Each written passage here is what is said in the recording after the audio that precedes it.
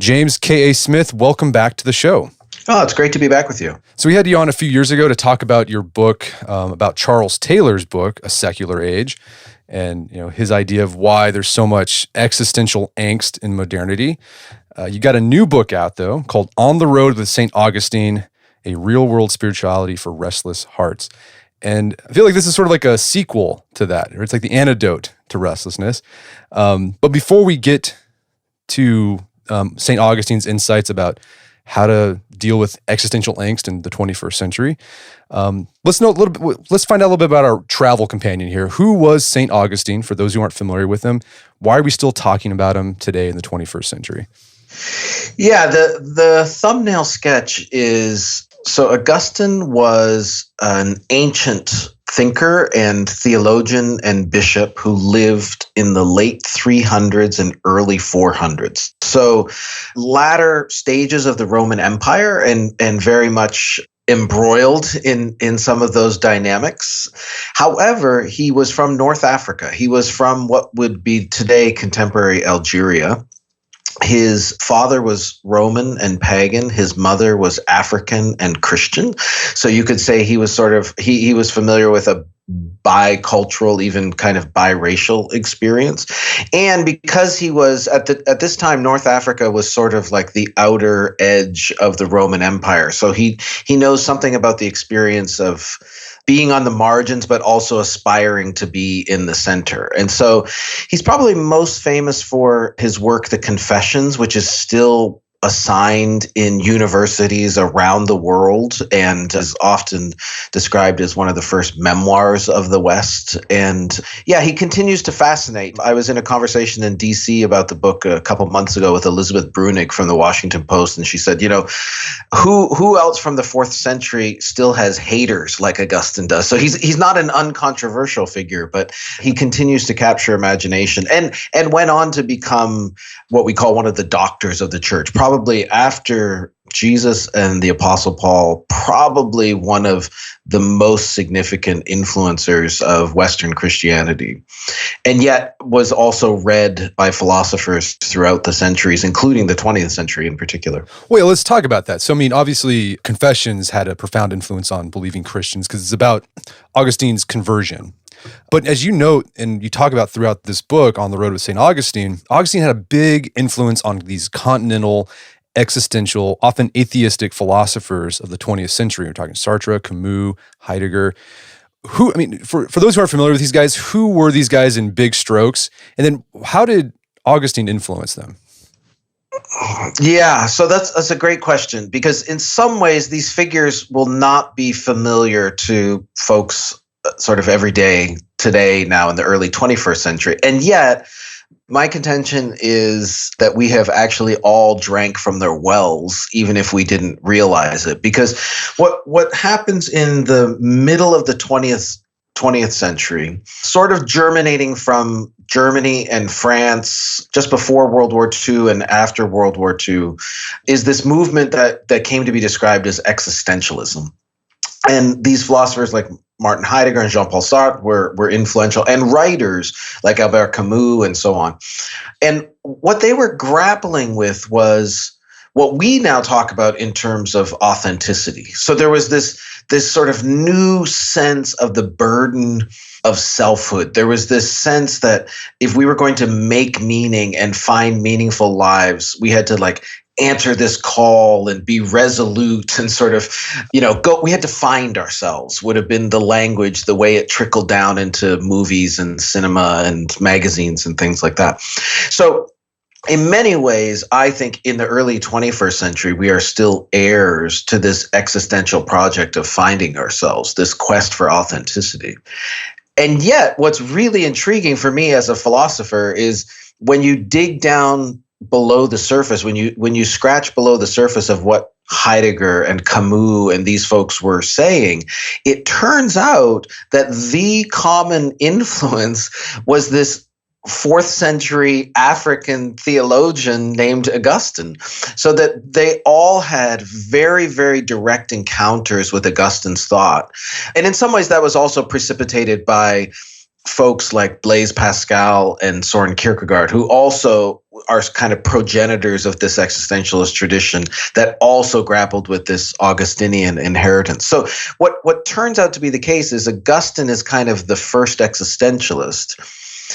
And that's why it's not a mistake that he writes a book like the Confessions, where he's kind of peering inside himself, trying to figure out who he is and what he's about and what he's called to and what he loves. And yeah, he's trying to find himself. And it turns out that's a very ancient quest.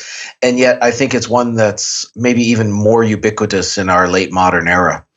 Yeah. So, I mean, as you said, we've drunk from this. We're permeated in this existential philosophy. If you've ever seen an Instagram meme about making your own meaning, finding your true values, finding your true north, those are the existentialists right there. Yeah. That's the kind of everyday translation of this existentialist impulse to find oneself, to become who you were called to be. So Augustine, I've always called him Augustine, but I guess it's Augustine. Yeah, no, it goes either. It goes way. either way. I won't judge. Okay, no, it's okay. You can judge here. No, so Augustine, I'm going to call him Augustine. Okay. In his Confessions, he refers to life as a journey on a road, and that's another modern thing we do. Yes. Life's a journey on. You got to hit the road. There's road movies. We can talk about that, but as Augustine points out in the book, and you point out, being on the road all the time can beat you down. It makes you feel restless. And you say being on the road and thinking of life as a journey on a road makes us feel restless in two ways. What are those ways? Yeah, so I think you're right that this is another way in which we've inherited this kind of existentialist thread is everybody's on a journey, right? So that's a very, very common language for what we think spirituality could mean in a secular age is, well, I'm on the road, I'm looking, I'm searching, I'm journeying. We might even call it a pilgrimage or something like that. And Augustine says, yeah, that's true. Like that's true to the human condition, he would say. He does think the nature of the human condition is that you are sort of on the way. You can't not be chasing something. You can't not be looking to arrive somewhere. But there's the two kinds of restlessness there's one kind of restlessness that stems from not knowing where home is, right? So that's the restlessness of Gatsby. That's the restlessness of Kerouac's On the Road. Because what happens there is, all right, we got to be moving, we got to be looking, we got to be searching, we got to hit the road. And the restlessness stems from the fact of maybe not knowing where you're supposed to get to, or getting to what you thought was the destination and say, oh, we made it. We've arrived. This is going to be happiness. This is going to be meaning, only to realize that evaporates. That's why I always think of Gatsby in this return, right? Where you get to what you think is everything you've hoped for, and you've got this fantastic mansion and the great estate, but there's still that green blinking beacon on the other side of the bay, and all of a sudden now you want something else, and you think, oh, happiness must be over there. That's the kind of restlessness that's just utterly exhausting and devours us and is despairing in a sense. There is still another kind of restlessness that Augustine is honest about. And I guess this is what I appreciate. I share Augustine's faith as a Christian, but I don't think that insulates me from restlessness. Now it's the kind of restlessness that stems from, I know where home is. Every day I pray thy kingdom come, but it's not here. And I'm saying, how long, O Lord? And it's that dynamic of a kind of sanctified impatience and the difficulty, the veil of tears that we are still journeying on, even if we have a compass, even if we know where home is, even if we know who true north is. That doesn't mean that there aren't still burdens of the journey that come with their own restlessness, if that makes sense. No, that makes sense. And I think everyone's experienced those first two type of restlessness. Like the first type where you don't know where home is. So when you're laying in bed at night and you're like, what am I doing with my life? Yeah. What am I supposed to be doing? And then the second kind of restlessness is like once you achieve that big goal and you're like, well, that was underwhelming. Yes. That was incredibly underwhelming. Yes. And for Augustine, what Augustine would just point out is, because we're talking about what really are fundamentally kind of spiritual realities, right? And what Augustine would say is, so he's a bishop, he's a preacher, he's a Christian, and he'll say, even if I sort of know who God is and what to hope for, that doesn't mean that I don't still experience those kinds of disappointments and the disorientation that comes from thinking I could have settled somewhere and realizing that doesn't work. And I think that's why I appreciate his kind of realism in facing up to that.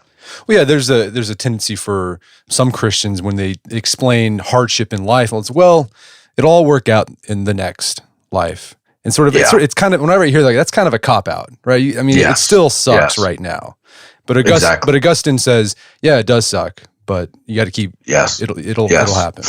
And I'm not immune to basically falling for the trap of pretty things as if they could make me happy. Do you know what I mean? Or falling for the trap that accomplishment could make me happy. And Augustine says, well, that's always a fraught and fragile prospect because you can always lose.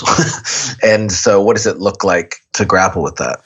Well, let's go back to these existential philosophers, because as you said, they got this idea from Augustine, or they were influenced by Augustine, this idea. Yeah. What was their response to these restlessness that people feel just for being human? How did they respond to that? Yeah, that is a great question. So there's a few different ways. I don't know how patient your listeners are. They're patient. I'll give you an example. Okay, great. Because so Martin Heidegger, who's kind of in a way the sort of granddaddy of this movement, his response is to say he kind of inherits from Augustine this sense that we have to answer a call, that we are, on the road to somewhere, that we need to find ourselves. But he balks from specifying that, and he says, at the end of the day, you have to sort of decide what you are called to be. So if I'm called to something, it's actually me calling to myself. And so it's a little bit like a very heavy German philosophical version of you do you, which means the burden is on me to kind of make myself. And I think that comes with its own kind of exhaustion and paralysis almost. And I think our culture experiences that. If answering the call of who I'm to be is really entirely and only up to me, I am not sure I trust myself to do that. Or what if I got to go on? So there's a kind of, I think, angst that comes from that burden. Someone like Camus was as Augustinian as you could get without God. In other words, he kind of recognized everything that Augustine was saying about the world, but then he said, but I can't believe it. And so what he would say is, that's why he faces up to what he calls the absurd. How do we, if the world is calling me to all of these things, but they are impossible, how do I nonetheless make a life in spite of that? And which is why he thinks the greatest philosophical question is suicide. Someone like Kerouac is, I think, maybe even more germane than people realize, even if they've never read his novel On the Road. Because for Kerouac, what you do is you just embrace this philosophy that says the road is life, right? So you don't actually think you can arrive anywhere, or you don't know where home is. And so you just embrace this philosophy that says, oh, it's all about the journey. It's all about the road, which I think works for a while until you're kind of a puddle of exhaustion and despair in the middle of that road. And you're wondering, can't I get home? Like, can't somebody welcome me home? And Augustine would say that voice, that hunger in you that keeps hoping that there's a home and someone to welcome you. Augustine would say that's an inbuilt hunger. And what you need to do is open yourself up to entertaining the possibility that it could be true and that it's actually God who's making that home to welcome you into. No, yeah, Camus also had that idea that like the road is home too, with his myth of Sisyphus, right? Where, yes. Sisyphus, for those who aren't familiar, it's this idea like Sisyphus pushes the boulder up and then he rolls back down. He has to keep pushing it up for eternity. And at a certain point, Sisyphus like enjoys it. Like, I'm just going to love this. This is absurd. I'm going to love it. Yes. That's how you deal with the problem of this restlessness and anxiety of modern life. Exactly. And I absolutely love Camus. I mean, he's just one of my favorite writers. And I guess I just appreciate his honesty, because I don't want to make this too loaded, but I would think if I was with Camus and I couldn't entertain the possibility of a grace from a God from beyond, that would probably be about the best I could come up with. And the remarkable thing about Camus is he still thought he was called to be a kind of saint in the face of that. So you mean like he still forged a life of moral concern and so on and so forth, but he thought at the end of the day it was all kind of absurd. And that's kind of sad and heartbreaking to me, only because I guess I can imagine the possibility otherwise. But I guess I also admire Camus for facing up to what he thought was the situation he found himself in. All right, so the existentialists say that life is lived on the road. It's a journey, but either you yourself choose where it is going, or the journey is all there is. The road, that's all there is to life. Whereas Augustine says that, yes, life is a journey, but we're all moving towards a definite home. But how does he deal with the tension between living life as it is now and hoping for rest and happiness in the life to come? Yeah, so for Augustine, the road trip that he thinks explains the human condition is the parable of the prodigal son, which I think is commonly known enough that we could assume. Right? The parable, the son who basically says to his father, "I wish you were dead. Could I please have my inheritance now?" The father gives it to him. He runs off to a distant country, blows it on wine, women, and booze, and is destitute, is living lower than the animals, and then kind of comes to himself and makes his way back to the father, who gathers him up in graceful welcome home. And that's where he finds himself as well. So for Augustine, that's the possibility that the human condition holds out. And what he would say is grace is this realization that I am not my own, that a father is waiting to welcome me, and in some sense has assured me of that welcome. But there's also this not yet dynamic of this mortal condition in which we find ourselves. The technical word he would talk about is what he calls eschatology, that there's still this sense in which we are waiting for the kingdom to arrive in its fullness. So in the meantime, we are pilgrims. He even sometimes says we are exiles. We know where we're going. We are assured of a home that will welcome us, but we have many miles to go before we sleep. And so what does it look like to be hopeful on that journey? What does it look like, though, to be realistic about that journey? And it doesn't mean pretending everything is good. It means facing up to the brokenness and fallenness and lamentable aspects of this world, and how difficult it is to stay between the ditches, so to speak. And we'll talk about some of these in specifics, but going back to the existentialist philosophers, for me, and I think you talked about this too. There's something about their philosophy of it's extreme rugged individualism, right? You make your own meaning. Yeah. It's up to you. It's all about courage, the courage to face the absurd, and it's attractive. But as you said, like once you try to okay, I'm gonna find my own meaning, but it's like, oh man, this is exhausting. Yeah, I can't do it. But a lot of people don't want to feel like they need to depend on someone, even a higher power, because it feels like, I don't know, emasculating or infantilizing. I mean, what do you think I don't know. There's some issue there that people want something, but they're afraid to take it. Oh, I think you're absolutely right. I think the most scandalous aspect of Augustine's vision is grace, because grace at the very bottom says, I can't do it on my own. That this is impossible for me to accomplish. So, and I get the offense of it, and I think it's especially offensive to those of us who live in a secular, sort of late modern world, because the most sacrosanct value in our cultural moment, I think, is autonomy, is independence, and there's ways in which that's maybe especially true for kind of guys, like there's a gendered way that goes. But I think in general also there's just this sense that autonomy, independence, self-sufficiency is our religion. And Augustine just thinks you can't be human and not be dependent. Like you can't ever be fully human without owning up to your dependence, ultimately on God, but also your human dependence.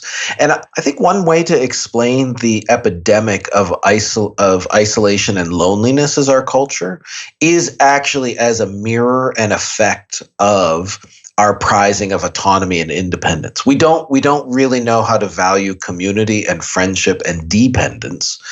Even though we have ways of being collectively together, they are not the same as recognizing the fact that I'm dependent on communities that have come before me, that are around me, and so on and so forth. So I think you're right. I think one of the reasons why existentialism took hold is it confirmed this myth of autonomy. Augustine understands why we want to be ourselves. It's not effacing individuality. It's questioning individualism. And for Augustine, you could actually never find the fullness of yourself alone. So yeah, I get why that's sort of scandalous. And yet I also think our culture is discovering that we are not our best masters. Like I think I'm the last person I want to trust with myself.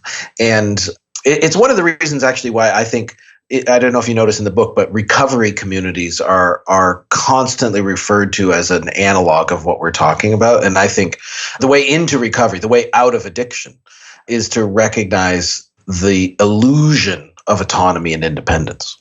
All right, there's a lot to unpack there. There's things. Sorry, yeah. No, yeah. So let's dig in. I want to parse this out a bit. So we can talk. You talk about there's ideas of freedom in there. Then you also talk about identity or authenticity. Augustine and the existentialists had different takes on this. So let's talk with freedom. So this idea of this autonomous individual that makes their meaning, makes choices of life. That's an existentialist thing. But as you talk about in the book, the existentialist thought of freedom mainly as freedom from constraints. But you make the case that this focus on freedom from as freedom can actually ensnare us and make us less free. How so? Yeah. So, and this I think is one of the great gifts Augustine could give to us in terms of just like analyzing freedom for us. And by the way, I think this is really hyped up in specifically American contexts. So yeah, we generally, when we use the word freedom, almost the only way we imagine freedom is what Isaiah Berlin called negative freedom.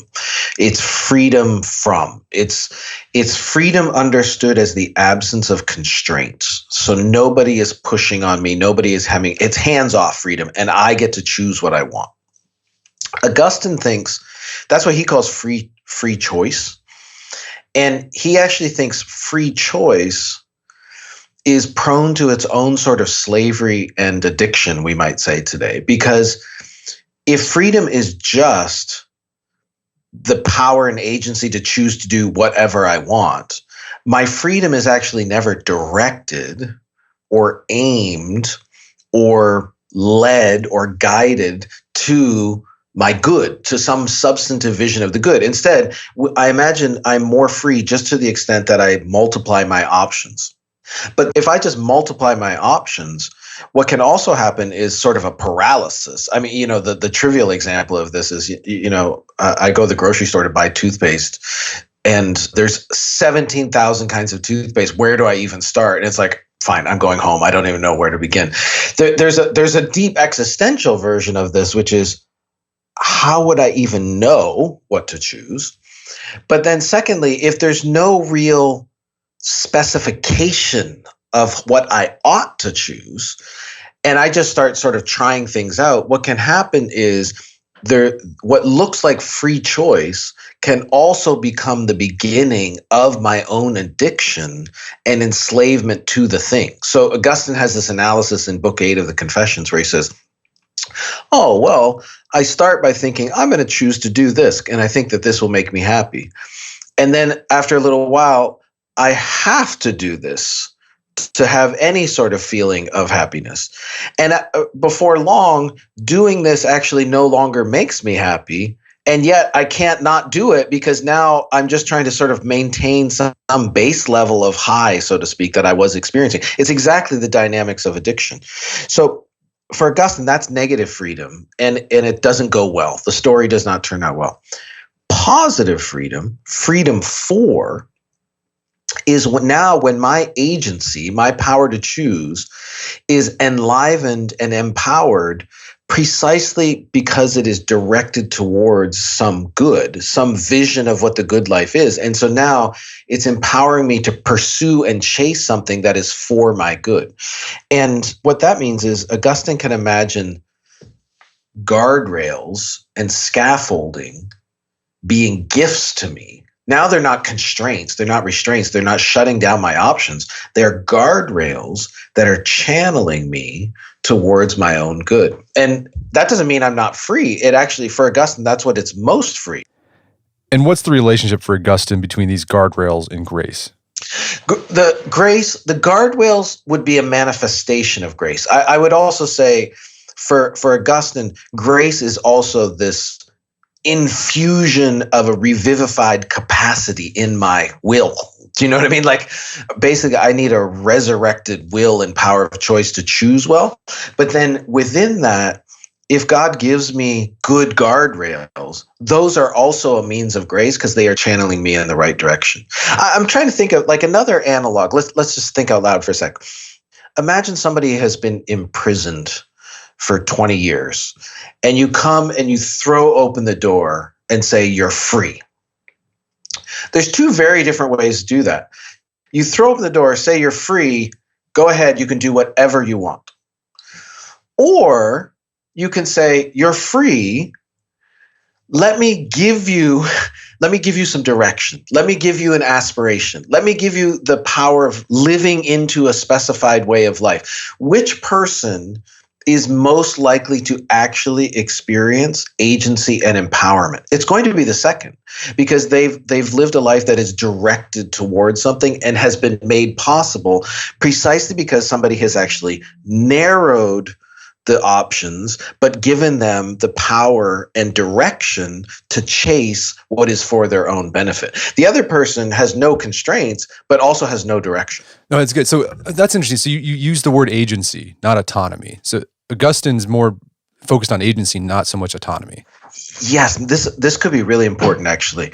So if Augustine is critical of autonomy, what we mean is he's critical of this notion that I am a law unto myself, right? That I am self-sufficient. The opposite of that, or the alternative to that, however, is not being an automaton, right? Or a robot or something. It's actually being given truly revivified, re-energized agency so that I am becoming myself. I'm not just becoming a cookie cutter of what God stamps out. I actually am being kind of resurrected, as it were, to become myself. And when I choose these good things, it's me that's choosing, but I'm able to choose because of the infusion of grace. We're going to take a quick break for a word from our sponsors. And now back to the show. Well, let's kind of dig into this idea of grace, because I think particularly in America, when people, it's such a loaded word, grace is. Because I think from an evangelical, because I think when most people hear grace, they think of like an evangelical Protestant perspective. You know, you hear the altar call, you say the sinner's prayer, then once saved, always saved. But it doesn't seem like that's how Augustine thought of it, or did he?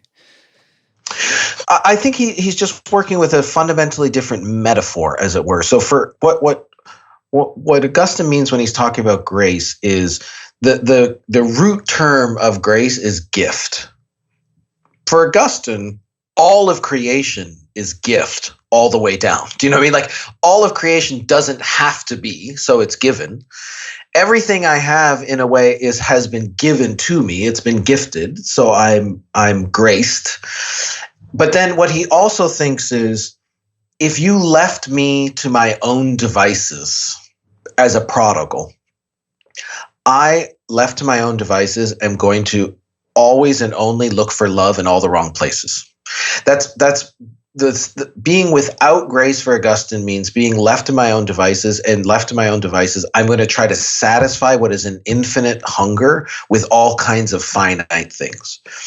I can't dig myself out of that hole. I can't undo that bent of my heart. What I need is the gift of God's renewal and reorientation of my hungers so that I am looking for satisfaction in the right places, if that makes sense. Grace is really about a gifted sense of agency so that now I choose well. for Augustine, the really, really important thing is the opposite of grace is autonomy and independence and self-sufficiency, which is imagining that you can sort of earn your way out. And Augustine thinks that's also just going to be always doomed to disappointment and frustration. And again, I think that's the part that really, by the way, there's all kinds of religious people. There's all kinds of people who call themselves Christians who actually at the end of the day are very offended by grace because they still think it's about performance. And Augustine, when Augustine got in some really heated controversies in his time, one group that he got quite polemical with were the Pelagians. And the reason is because the Pelagians kept saying, oh, well, there's a goodness in us so that we can do this on our own. And Augustine just reacted so viscerally to that. And I think that's true. I mean, it's exactly one of the reasons why I think if you want a picture of what it looks like for Augustine, look at the experience of addicts and recovery. And, a key part of the recovery journey is recognizing one's dependence on a higher power and all the debts one owes to others. And so what it does is that whole process and journey disabuses us of our self-sufficiency. So there's with freedom, there's an existential take on freedom, which is freedom from autonomy. You make your choices. It's all on you. Augustine would say, no, it's freedom to, we have to depend on someone if we really want to be free. Yes. Okay. And then you really are free. I mean, you're not just like a robot. Now you can become you. Okay. So becoming who you are. Right. This is an existential thing. Very much. And you say that Augustine has his idea of you become who you are by submitting. The existentialists would say, no, you have to create yourself. Yeah. And that's the authentic. So let's look this idea of authenticity. What did the existentialists think it meant to be authentic?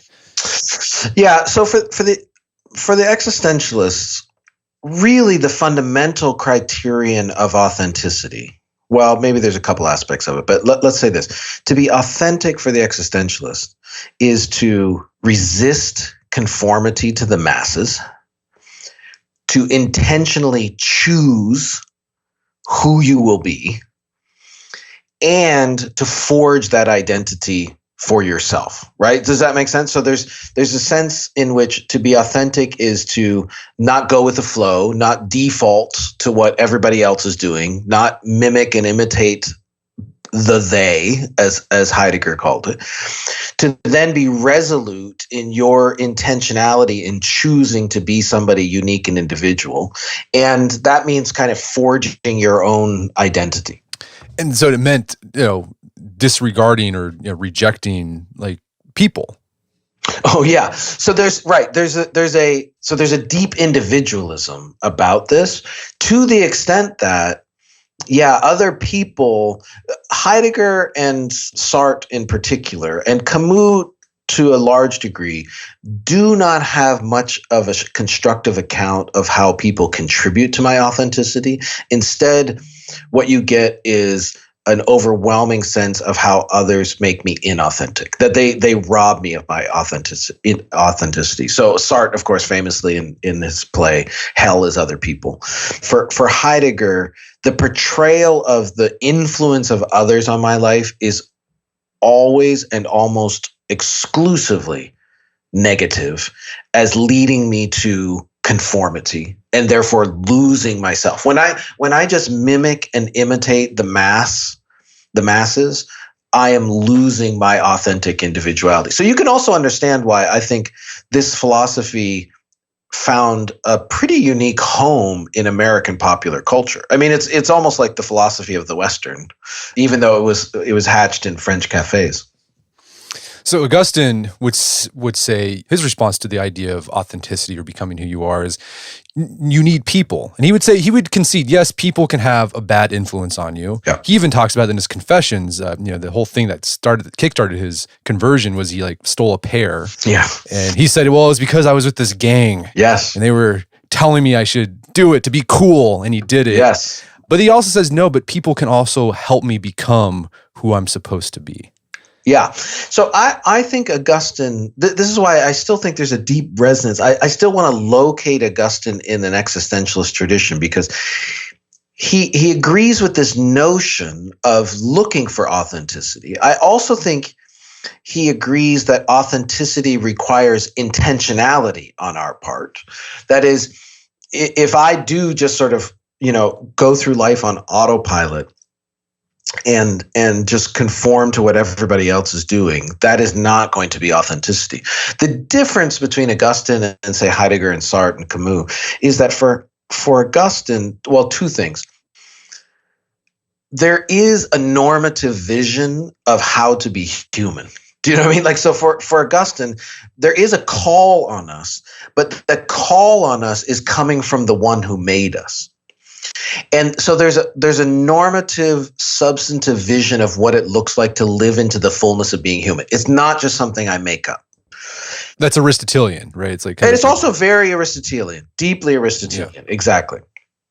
But then the other part of it that distinguishes Augustine from the 20th century existentialists is he does have an account of how others contribute to my finding myself and answering that call.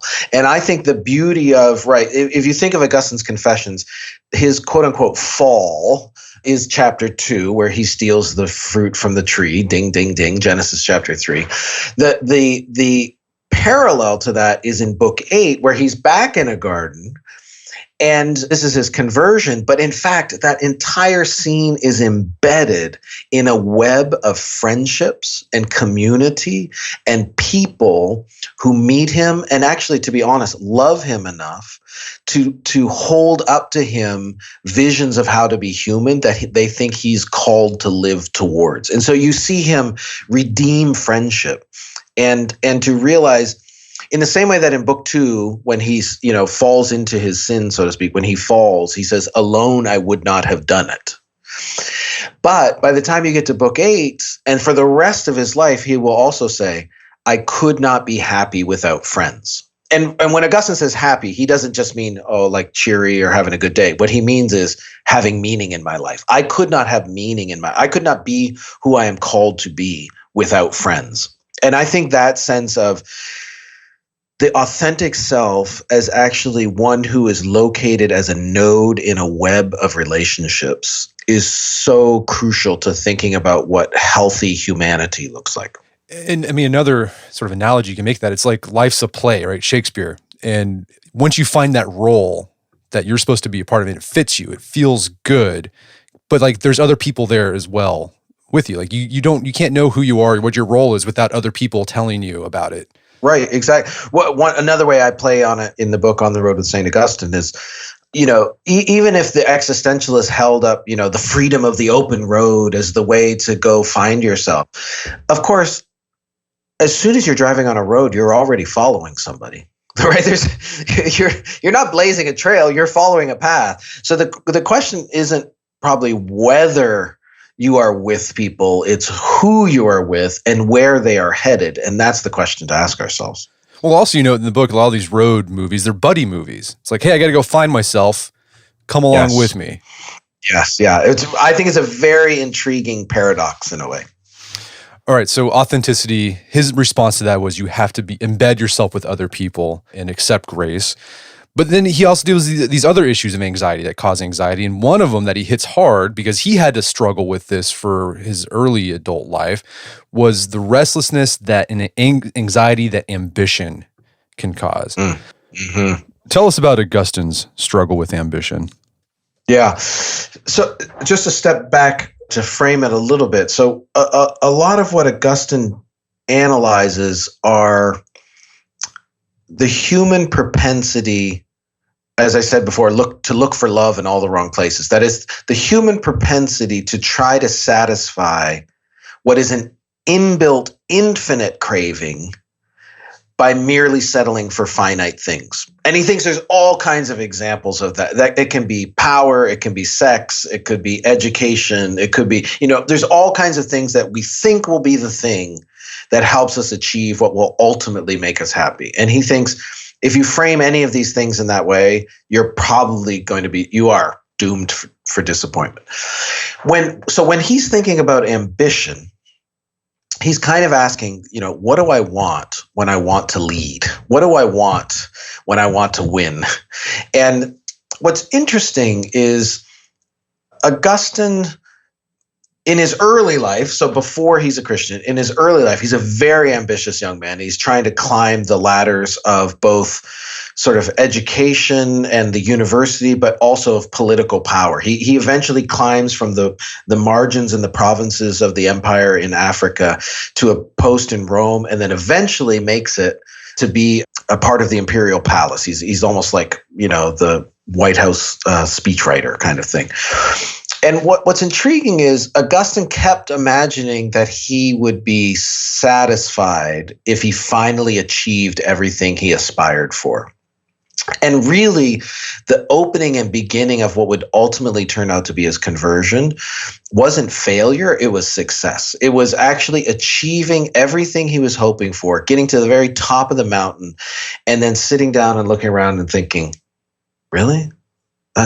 This is it? I was kind of hoping for more, and I think a lot of us know that sort of postpartum depression that sets in after you've already achieved everything that you've hoped for. And for Augustine, that was sort of a gateway into asking, man, what am I hoping for? What I'm looking for? But then what really intrigues me, I guess, is that even after his conversion, when Augustine goes on to become a priest and then ultimately a bishop and a very influential bishop, he's still very honest that he struggles with ambition. And what he means is he's kind of a sucker for praise. Like who doesn't love to be told, Augustine, you are awesome. I can't believe, he's still so susceptible to trying to find ultimate happiness in what other people think of them. And the reason why I love his honesty about that is Augustine says, well, look, I think I just need to realize this is probably always going to be a demon that plagues me. One way, of course, to avoid, praise and adulation is to suck at what you do. And Augustine, well, I guess that would solve my problem. But of course it wouldn't, because you would still want it. So instead, Augustine, that's why he confesses. He says, am I doing this for God or am I doing this for me?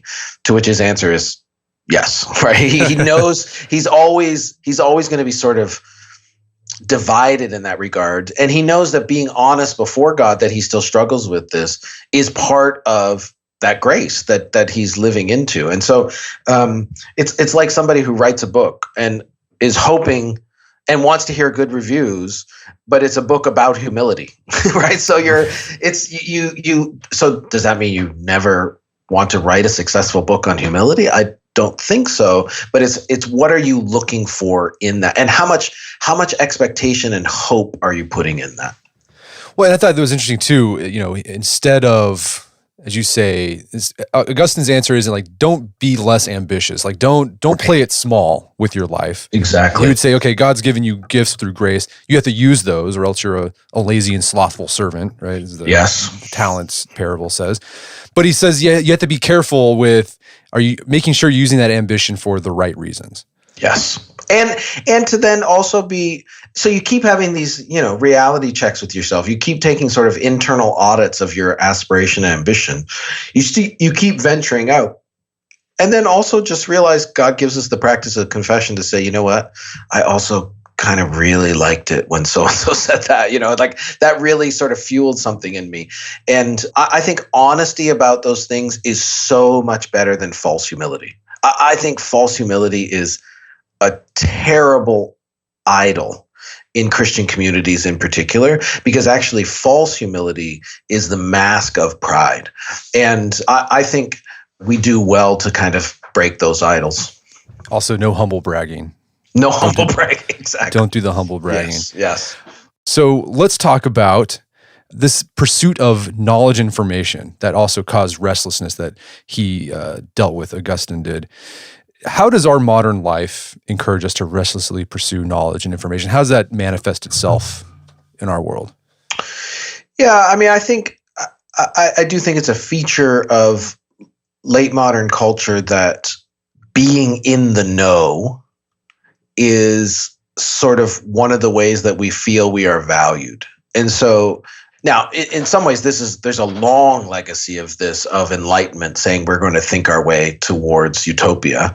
On a more mundane level, it's just living in an information age where, to be up on things, to be enlightened, to know what's going on, and to not feel ignorant is one of the badges that we wear to be valued by other people. So I think it's no mistake that we are still a people who are susceptible to imagining that being smart is being important, or being in the know is how I will get noticed.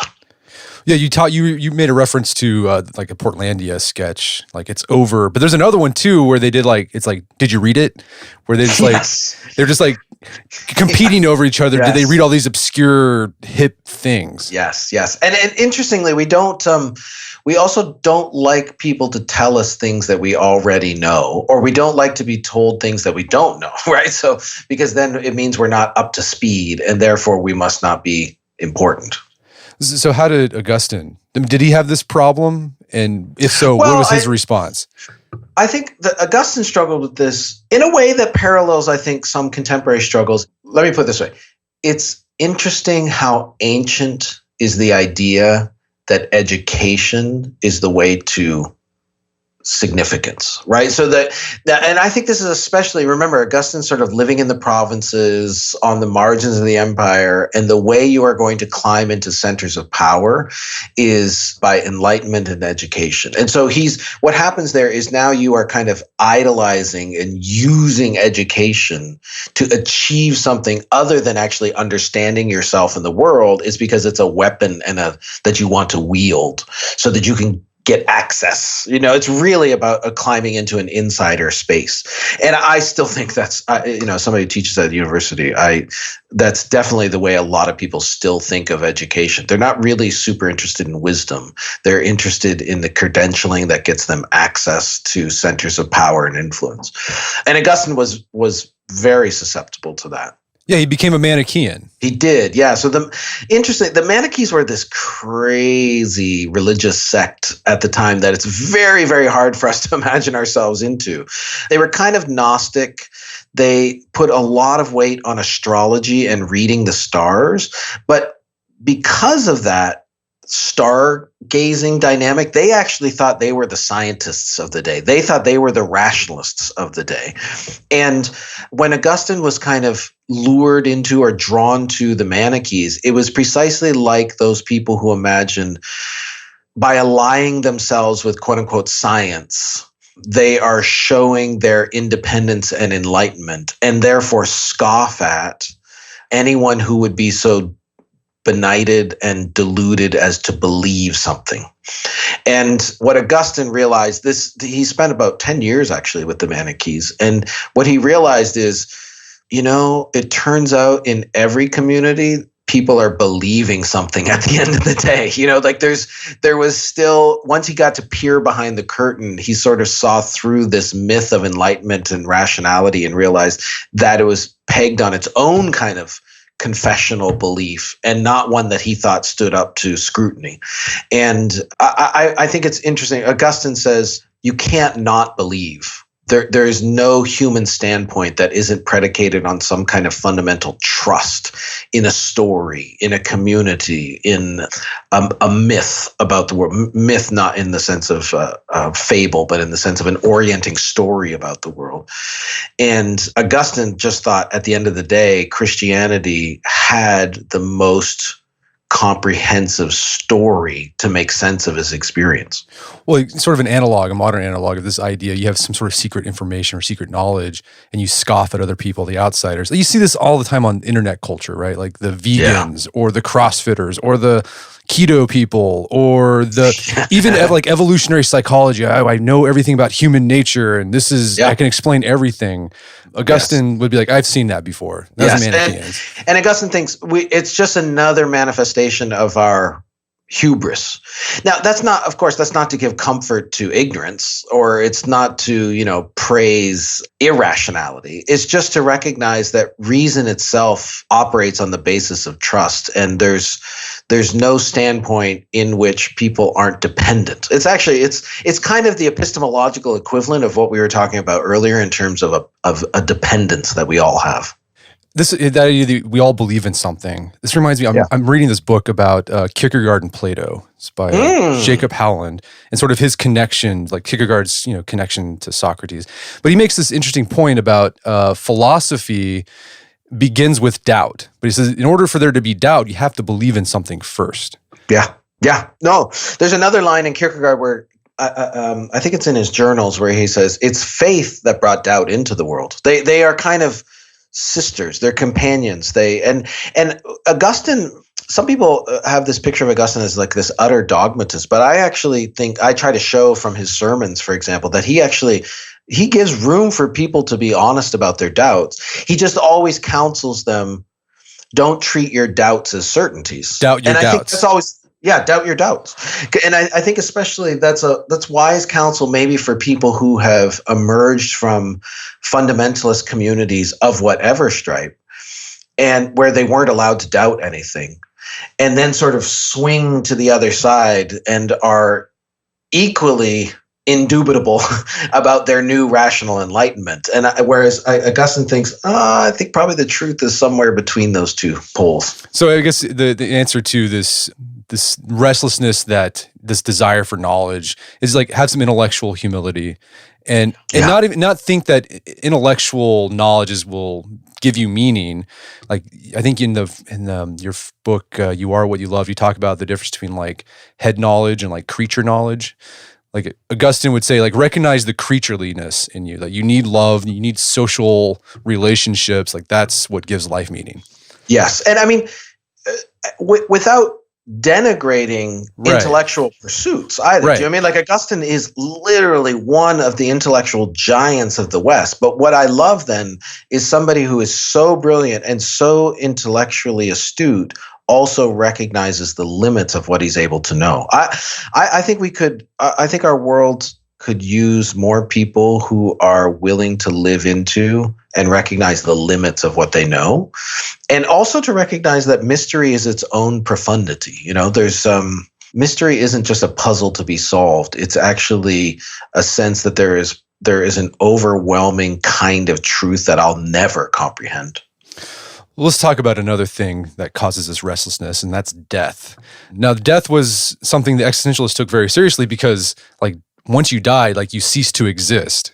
So it's true. And Heidegger thought, the most sort of fundamental posture of the self, Dasein, as he called it, was being towards death. Like that was the real sort of wake up call. So how did they handle? I mean, the existentialists, how did they handle the anxiety that death could cause? Was it just like accept it and just like live life to the fullest today? Yeah, I mean, there's varying versions of that. For Heidegger, death was like facing up to the utter singularity of one's death was supposed to be this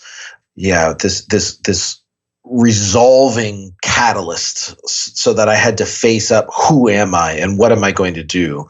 It's a little bit, I think you could say it's something similar in Camus in the sense that there's no expectation of immortality for Camus, which is why then we have to labor for justice here and now. That was a very, very important theme for Camus. Like, if there's going to be justice, it's going to be because humans in their finite lifetimes are laboring for it. And again, I sort of admire that about Camus, because you could also imagine another take, which is saying there's nothing after, so let's eat, drink, and be merry because tomorrow we die. Whereas Camus thought it sort of heightened our moral responsibility to one another.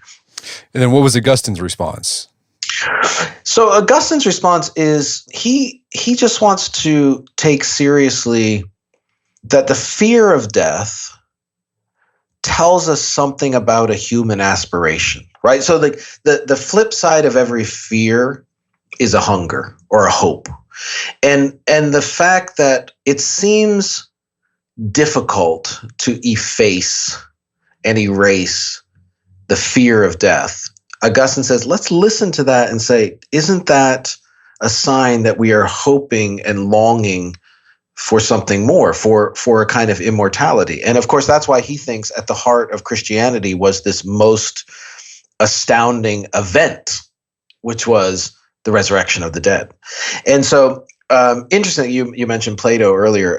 The young Augustine probably thought, oh, the best we could hope for is the immortality of the soul. It's only actually when he matures into Christianity that he sees, oh, no, actually, Christianity doesn't just hold out the immortality of the soul. It's talking about the resurrection of the body, which means the hope we have here is actually for a new heaven and a new earth, right? Like it's the hope. Our cosmic hope isn't just a hope for a kind of disembodied existence. It's for God reconciling all things and gathering up all of the goods of creation as well. So it's a very, I think it's ultimately a humanistic vision in the sense that it honors all the aspects of being human. Well, Jamie, this has been a great conversation. I mean, this book, I hope this sort of whetted people's appetite to go read the Confessions. I think it's a really readable book, even though it was written in the 4th century. Yeah, especially if you read it in a decent contemporary translation. Any ones you recommend? I recommend Sarah Rudin's new translation in the Modern Library is very good, and Henry Chadwick's, which is a nice cheap Oxford paperback. Both of those are excellent. Chadwick's has some great footnotes for people who are unfamiliar with the ancient context. And Jamie, where can people go to learn more about your book, On the Road with Saint Augustine? JamesKASmith.com is probably the best place to start. All right. Jamie Smith, thanks so much for your time. It's been a pleasure. Great to talk to you again. Thanks so much. My guest was James K.A. Smith. He is the author of the book On the Road to St. Augustine. It's available on Amazon.com and bookstores everywhere. You can find out more information about his work at his website, jameskasmith.com. Also, check out our show notes at aom.is/Augustine, where you can find links to resources where you can delve deeper into this topic.